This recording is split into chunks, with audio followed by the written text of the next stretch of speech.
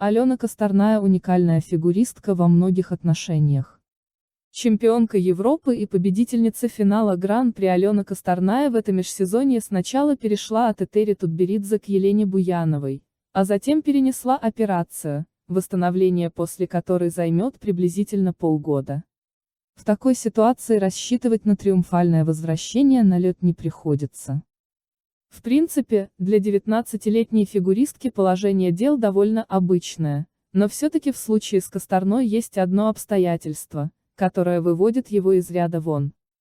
Большинство экспертов в один голос называют Алену одной из самых, если не самых харизматичных, артистичных и нестандартных фигуристок в истории. Ее программы образца сезона 2019-2020. «Ангел в короткой» и «Сумерки в произвольной». Уже в топе шедевров хореографии, а «Скольжение» считается чуть ли не образцовым. Ее нереальной высоты и пролетности тройной аксель на пол катка невозможно смотреть без удивления и восхищения. И именно ее в первую очередь вспоминают, когда речь заходит о цене единственной ошибки. Тутберидзе болезненно восприняла уход Косторной.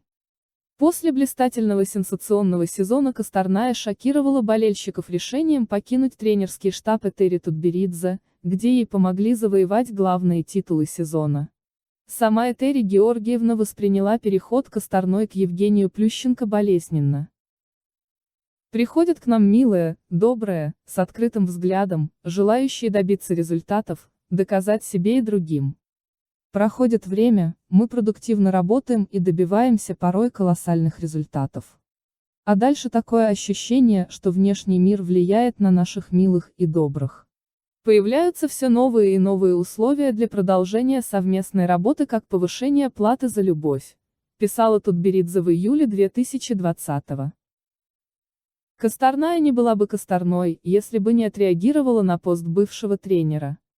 Алена призвала Этери Георгиевну сказать все в лицо и еще раз раскритиковала ее подход к работе. Тогда казалось, что точка невозврата пройдена, однако всего через полгода яркая одиночница вернулась в бывшую группу, поняв, что совершила роковую ошибку. Публичное раскаяние и жесткие условия. В эфире федерального телеканала Косторная публично раскаялась за уход от Тутберидзе и признала, что работа с Евгением Плющенко не принесла желаемых результатов. Обратно Косторную приняли с несколькими условиями.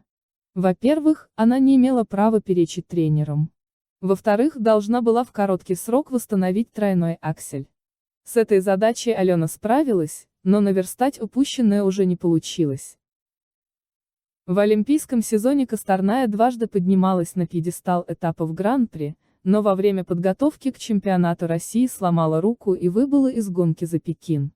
По словам самой спортсменки, соревнования фигуристок на Олимпийских играх она не смотрела. Несмотря на то, что Алена обуздала неспокойный характер ради возвращения в группу Тутберидзе, второй этап сотрудничества продлился менее года и завершился переходом фигуристки к Елене Буяновой.